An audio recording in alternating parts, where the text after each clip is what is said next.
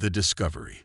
The dead world of Kepler 442c hung in space like a gray marble, its surface scarred by countless meteor impacts and the passage of time. No atmosphere remained, no oceans, no signs of life. It was exactly the kind of barren rock that archaeological teams usually avoided, but something had drawn the Galactic Survey expedition here. Commander Vexthera stood on the bridge of the research vessel Cosmic Dawn, her scaled hands gripping the rail as she studied the planet below. The reptilian officer had led dozens of archaeological missions across the galaxy, but none had given her the strange feeling she experienced now. Something about this world felt important, though she couldn't explain why. Commander called Scholar Nimtod from his workstation, his forearms working frantically across multiple screens. The ancient Silithian was over 300 years old, making him one of the galaxy's most experienced archaeologists. The deep scans are showing something extraordinary. There are massive structures beneath the surface, far larger than anything we've seen before. Vexthera turned, her yellow eyes narrowing. How massive? City-sized, Commander. Multiple levels, extending kilometers underground. The structures appear to be intact, preserved by some kind of energy field. Nimtod paused, his tentacle-like fingers hovering over the controls. But here's the strange part. The energy field is still active after what appears to be millions of years. The bridge fell silent except for the hum of the ship's engines. Active technology after millions of years was impossible. Even the most advanced civilizations in the galaxy couldn't create power sources that lasted more than a few thousand years without maintenance. Send down the probe teams, Vexthera ordered. Full archaeological protocol. I want to know what's down there. 3 hours later, the first probe descended through the planet's thin atmosphere and began cutting through the rocky surface. The energy field didn't resist the intrusion but seemed to welcome it, actually helping to clear away debris and guide the probe toward an entrance. As the probe's lights illuminated the first chamber, gasps echoed across the bridge. The room was enormous, with walls covered in symbols and writing. But what shocked everyone was the architecture itself. The designs were clean, functional, and unmistakably familiar. "Those are human construction patterns," whispered Dr. Sarah Chen, the expedition's human expert on ancient civilizations. She was one of only 3 humans on the 50-member crew, included more for diplomatic purposes than for her expertise. After all, humans had only joined the galactic community 30 years ago. What could they possibly know about ancient ruins? Vexthera looked at the human with suspicion. Impossible. Humans only achieved spaceflight 60 years ago. Your species didn't even know other intelligent life existed until we made contact. Dr. Chen stared at the screen, her face pale. I need to contact Earth immediately. Absolutely not, Vexthera snapped. This is a galactic survey mission. All discoveries must be reported through proper channels first. But as the probe moved deeper into the ruins, more evidence emerged. The writing on the walls wasn't just similar to human script, it was identical. Mathematical formulas, star charts, even what appeared to be historical records, all written in perfect standard Earth languages. Scholar Nimtod's voice shook as he read the translations. Commander, these records, they're talking about a galactic civilization that existed over 2 million years ago. They mention Earth by name, and they describe humans as the architects of galactic civilization. The bridge erupted in confused chatter. Vexthera silenced everyone with a sharp hiss. That's impossible. The oldest known civilization in our galaxy is the Altarian Empire, and they only date back 50,000 years. Dr. Chen's communication device chimed. She looked at the message and her eyes widened. Commander, I have new orders from Earth. Dr. Zephyr Kane is being dispatched to join this mission. He should arrive within 6 hours. Who is Dr. Kane? Vexthera demanded. He's a specialist in pre-contact human archaeology. Dr. Chen said carefully. I've never met him, but I've heard he has access to historical records that most humans don't know about. As if summoned by their conversation, an unscheduled ship dropped out of hyperspace near their position. It was a sleek human vessel, far more advanced than anything Earth was supposed to possess. The ship requested permission to dock, and within minutes, Dr. Zephyr Kane stepped aboard the Cosmic Dawn. He was a tall, middle-aged man with prematurely gray hair and the kind of calm confidence that came from knowing secrets others couldn't imagine. When he looked at the probe footage, he didn't seem surprised at all. "Yes," he said simply, "these are human ruins. Specifically, they're from the first expansion period, approximately 2.3 million years ago." The bridge fell silent. Vexthera's scales rippled with agitation. "Dr. Kane, what you're suggesting violates everything we know about galactic history. Humans are newcomers to space. Your own records show that you only developed faster than light travel 30 years ago." Dr. Kane smiled sadly. "Commander, those records show when we revealed our FTL capabilities to the galaxy.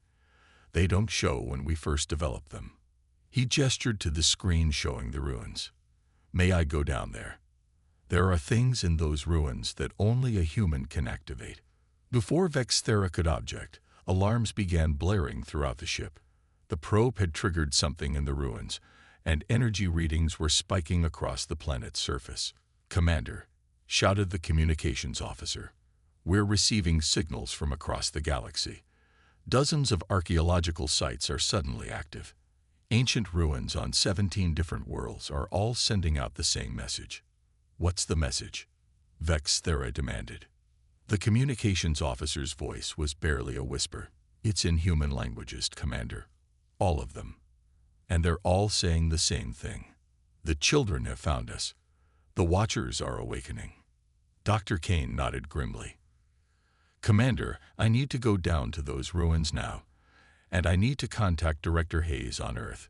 This discovery has triggered something that's been waiting for over 2 million years." "Who is Director Hayes?" Vexthera asked, though she was beginning to suspect she didn't want to know the answer. "He's the head of the Department of Galactic Heritage," Dr. Kane replied. "The organization that's been keeping track of our previous visits to this galaxy." Within hours, the galactic communication networks were buzzing with reports of ancient sites activating across known space.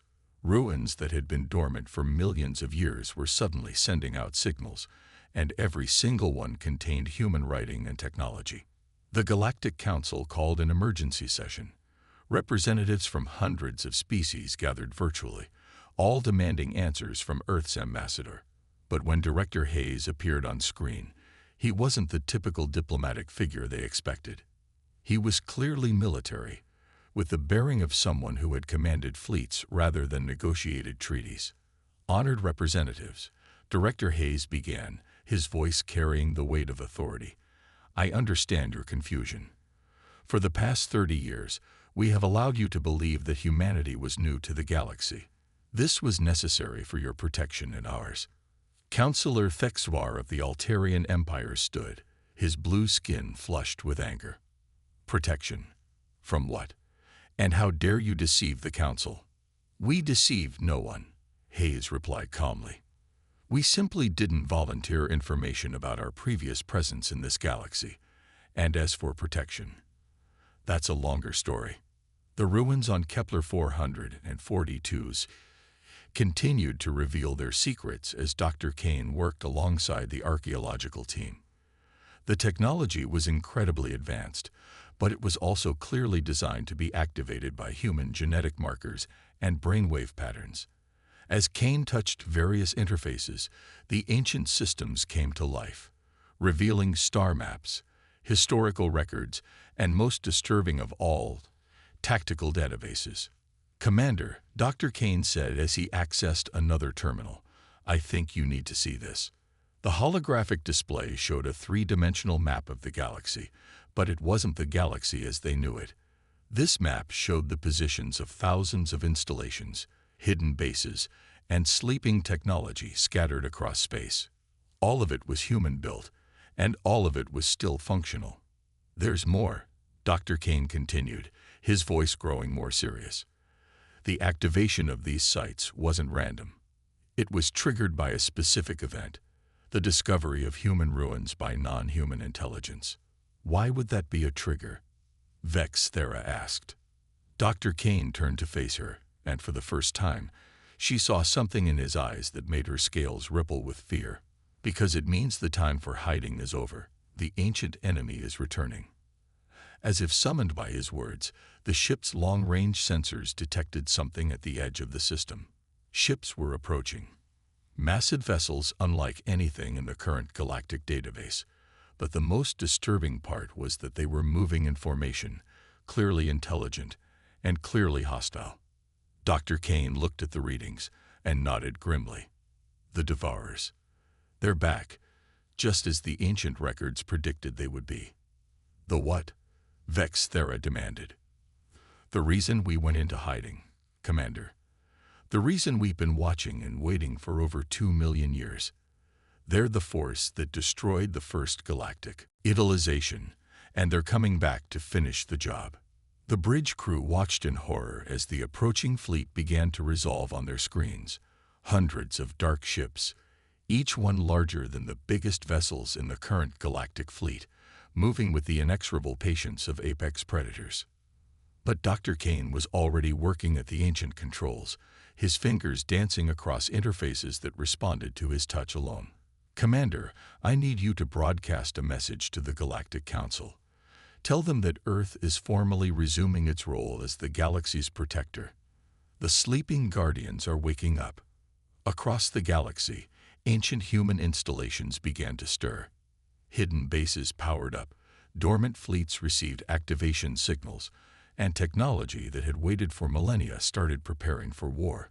The galaxy was about to discover that humans weren't newcomers at all. They were the original architects of galactic civilization, and they had been waiting for this moment for over 2 million years. The question now was whether the galaxy would accept their protection, or whether fear and pride would prevent the unity necessary to face the coming darkness. The truth revealed. 2 million years ago, the galaxy was young and full of promise. The first intelligent species had just begun to explore beyond their home systems, taking tentative steps into the vast unknown. They were peaceful, curious beings who saw the universe as a place of wonder and discovery. They had no idea what was coming for them. Dr. Zephyr Kane stood in the ancient command center buried beneath Kepler 442c, his hands moving across controls that had waited eons for human touch. Around him, the archaeological team watched in stunned silence as the facility came to life, holographic displays showing the true history of the galaxy. "Let me tell you a story," Kane said, his voice carrying the weight of cosmic truth. "A story about the first galactic civilization, and why it had to die." The hologram shifted, showing the galaxy as it had been millions of years ago. Hundreds of species had achieved spaceflight, and they were beginning to make contact with each other. It was a golden age of exploration and discovery, with peaceful trade routes connecting distant worlds. Humanity was the first to achieve true galactic civilization, Kane continued. We helped other species develop faster than light travel, established the first interstellar communication networks, and created the foundations of what would become a galaxy-spanning community. Commander Vex Thera stepped closer to the display. But if humans were so advanced, why did you hide? Why pretend to be primitive? The hologram changed, showing something that made everyone in the room step back in horror. Dark shapes moved between the stars, massive beyond comprehension. They weren't ships in any traditional sense. They were living things, creatures of shadow and hunger that fed on the life force of entire civilizations. The Devourers, Kane said simply. They came from the void between galaxies, drawn by the growing network of intelligent life. They don't just destroy planets. They consume the very essence of consciousness itself. Every mind they touch becomes part of their collective hunger. The display showed the horror of the first invasion. Worlds went dark one by one, not destroyed but drained of all life and thought. The creatures seemed to feed on intelligence itself, growing stronger with each civilization they consumed. The galactic community tried to fight them. Kane continued. But conventional weapons were useless. The Devourers existed partially outside normal space-time. They could appear anywhere, consume entire worlds, and vanish before fleets could respond. Scholar Nimtod's tentacle fingers trembled as he watched the historical footage. How did anyone survive? Because humanity made the hardest choice in galactic history, Kane replied. We realized that the Devourers were attracted to large concentrations of intelligent life. The more developed a civilization became, the more it drew their attention. So we did the only thing we could. We made ourselves disappear. The hologram showed the massive human evacuation fleets moving through space with purpose and precision. But instead of fleeing to distant galaxies, they were going into hiding within this one. We scattered our people across the galaxy, but in small groups, using technology that masked our presence.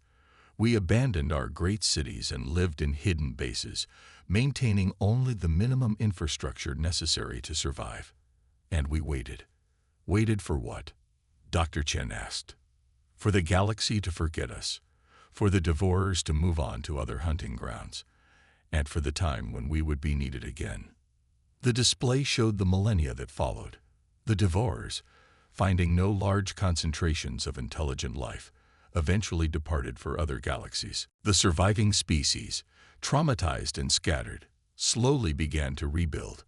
But they built smaller, more careful civilizations, never achieving the galactic unity that had once existed. We watched from the shadows, Kane explained. We helped where we could, always carefully, always secretly. We guided the development of new technologies, prevented wars that would have drawn unwanted attention, and slowly helped the galaxy heal. The Altarian Empire, Vexthera said suddenly.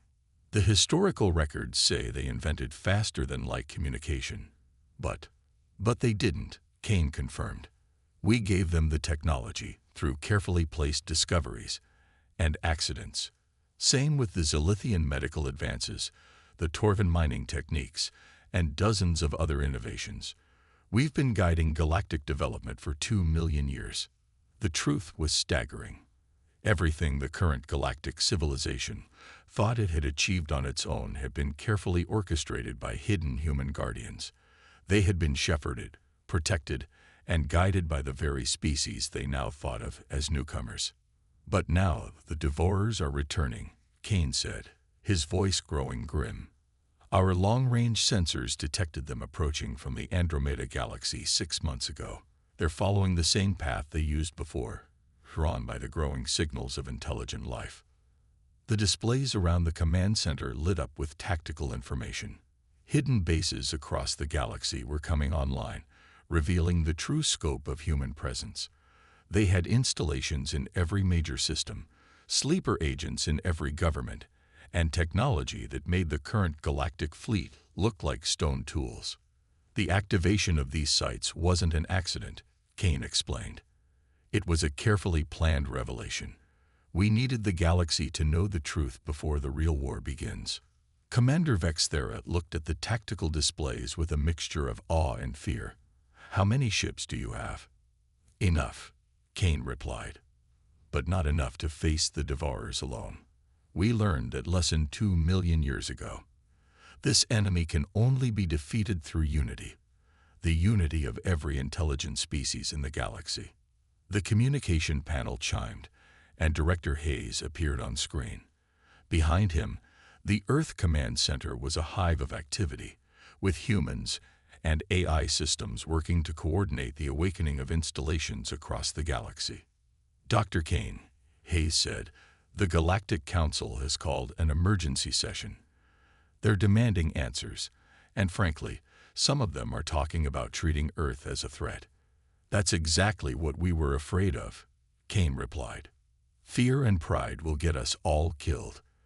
The Devourers are less than 2 years away, and we need every ship, every weapon, and every mind working together. On the surface of Kepler 442's, massive structures were rising from the ground. The planet that had appeared dead was revealing itself to be one of humanity's most important fortress worlds. Defense platforms, shipyards, and weapons systems that had slept for millennia were powering up for the first time in eons. The current galactic fleet has about 15,000 ships, Kane said to the assembled archaeological team. The Devourers are coming with over 1 million, but they're not expecting us to be ready this time. The holographic display showed the approaching enemy fleet in detail.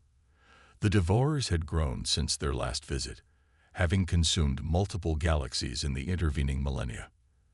They were confident, moving slowly and openly, expecting to find the same helpless prey they had encountered before.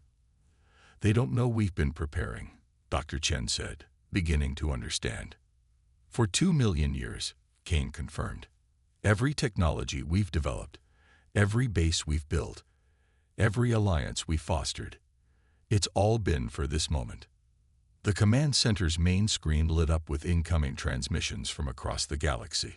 Human installations were reporting ready status, ancient fleets were powering up, and the galaxy's true guardians were stepping out of the shadows. But the most important transmission came from the Galactic Council chambers. The representatives of hundreds of species were gathering, and their decision would determine whether the galaxy would unite against the coming threat or tear itself apart in fear and suspicion. Dr. Kane, Director Hayes said, "You're needed at the council chambers. As the galaxy's first archaeologist to discover the truth, you'll be our primary witness." Kane nodded and turned to Commander Vexthera. "Commander, I know this is a lot to process. Your people thought they were exploring ancient ruins, but you've actually discovered that everything you thought you knew about galactic history was carefully constructed to protect you from a truth too terrible to face. And now?" Vexthera asked. "Now we face it together," Kane replied. "Humans, Altarians, Zilithians, Torvins, everyone. The Devourers are coming whether we're ready or not. The only question is whether we'll meet them as a unified galaxy or as scattered prey." As the human fleets began to decloak across the galaxy, revealing their true numbers and capabilities, the other species faced a choice that would determine the fate of all intelligent life. They could let fear and pride divide them, or they could accept that their supposed newcomers were actually their oldest protectors. The Devourers were coming, but this time, they would not find a helpless galaxy. They would find the children of Earth, the forgotten architects of galactic civilization, ready to defend what they had built and protected for over 2 million years. The greatest war in galactic history was about to begin, and humanity was finally ready to come home.